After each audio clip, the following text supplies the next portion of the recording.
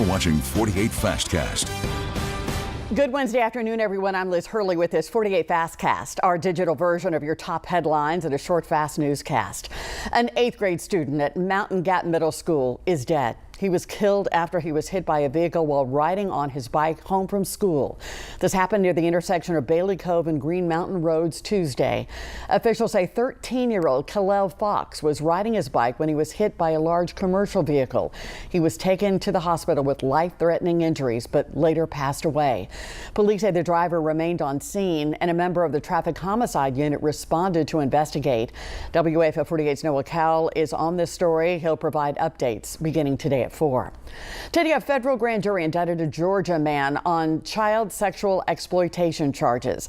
Andre Villanueva is accused of traveling from Georgia to try to have sex with children in Madison County, Alabama. He's facing a slew of child sex charges, including traveling with the intent to engage in illicit sexual activity. The Department of Justice says they believe Villanueva committed these acts between April and June of this year. 5 soldiers at Fort Stewart, Georgia are recovering this afternoon after being shot in a mass shooting this morning on base, reportedly by a fellow soldier. The suspected shooter, taken into custody, identified as Army Sergeant 28-year-old Cornelius Radford. The Army says this investigation is still in its early stages. Many unanswered questions at this hour. But Brigadier General John Lubis at Fort Stewart says that Radford used a personal handgun in the shooting, not a military-issued weapon. And he was wrestled to the ground by his fellow soldiers and held until law enforcement arrived. Fort Stewart, by the way, serves as the largest Army installation east of the Mississippi River in terms of land and is home to the 3rd Infantry Division. Radford also has no combat experience, but had recently been charged with a DUI off base, a charge his superior was unaware of. Sunshine making a big difference. Definitely warmer out there. We still don't have any rain, and pretty nice day behind me on Wheeler Lake. Let's take a look at the Parkway. Different scenic view here along the Parkway. We will continue to see mostly sunny skies developing across the area. Temperatures in the low to mid 80s. And even in Fort Payne, where it's been in the low 70s all week, it is 83 degrees there, 86 in Scottsboro, 86 out in the Shoals. As we get into Thursday, by noon, we'll see a few very isolated showers and thunder showers possible. Again, this is kind of what the model guidance had today and in fact yesterday, and it did not happen. We did have a little drizzle and mist out there again this morning.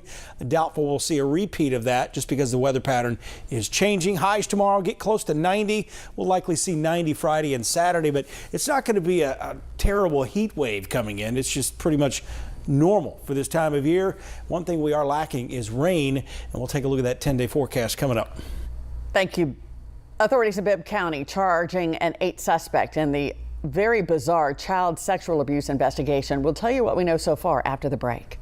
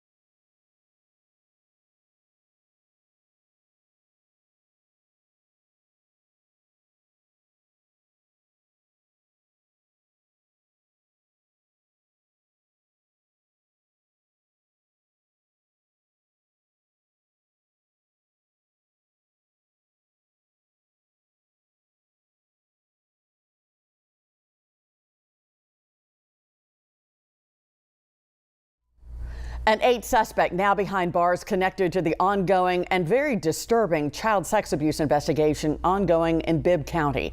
Take a look at your screen. Olivia Elam was indicted by a grand jury on counts of rape, sodomy, and human trafficking. She now joins 7 other suspects connected to this case, where investigators uncovered a years-long child sex trafficking operation taking place underground in Bibb County. So far, 10 victims have been identified between the ages of 3 and 15. Sheriff Jody Wade says some of the suspects are related to the victims. The investigation remains ongoing. Now, your first alert weather with Chief Meteorologist Brad Travis. Oh, getting hotter as expected. The humidity's coming back too. 85 degrees in Decatur. Pretty good day to be out on the water. Finally getting poolside again after the clouds are breaking up. Just a brief shower near Newmarket. That's about it. We'll see a few more. You can see some rogue showers here just off to the west of Timms Ford Lake. It's back in the 80s in Atlanta too, so this preview of fall is over. Doubt we'll see another one for about 6 more weeks. Temperatures close to 90 down south, even heating up out west. So the heat wave, so to speak, is growing across the Midwest, Great Bend, Kansas, and into the panhandle of Texas, close to 100 degrees. That's in the wake of some stronger storms they had yesterday. Not much left of that. And around here, the low cloud cover really getting out of town. It's breaking up, so therefore, it's warming up. Off the coast, not much to really discuss. A few showers, a few thunder showers. Nothing really tropical going on right now either. Here's your planner for your Thursday. Light southeast winds, a few isolated afternoon storms. We're talking really small in diameter, and most of you will stay dry, and that's going to become the bigger problem here, I think, over time, is the drier air. Here's what's been happening to the east, northeast of us. This area, high pressure, is what was reinforcing that wedge of cooler air, but it's breaking down, and that's beginning today. And as it does so, our winds start to turn more to the southeast, and you'll see that again tomorrow. Just a few isolated showers and maybe a thunder shower, but that's really about it. Overall, believe it or not, pretty typical of this time of year to see just some isolated late afternoon showers, maybe even some evening showers tomorrow on into Friday morning. A couple of showers may sneak in north of Tuscaloosa as well, but overall, Friday starts off dry with a southeast wind and back to normal with temperatures in the 70s, at least to start the day. To end the day, how about 90? No big surprise here. Temperatures, the heat index maybe around 95 with the added humidity, but overall pretty good, all things considered, for this time of year. I'll have another look at your forecast at 4, 5, and 6. And we will take that. Thank you, Brad. Thank you for watching. That'll do it for our 48 Fastcast. We will be back online shortly with Before the 4. Then you can join us on WAFF 48 on your TV for our newscast beginning at 4, as well as 5, 6, and 10. I'm Liz Hurley. Thanks for watching. Have a great afternoon.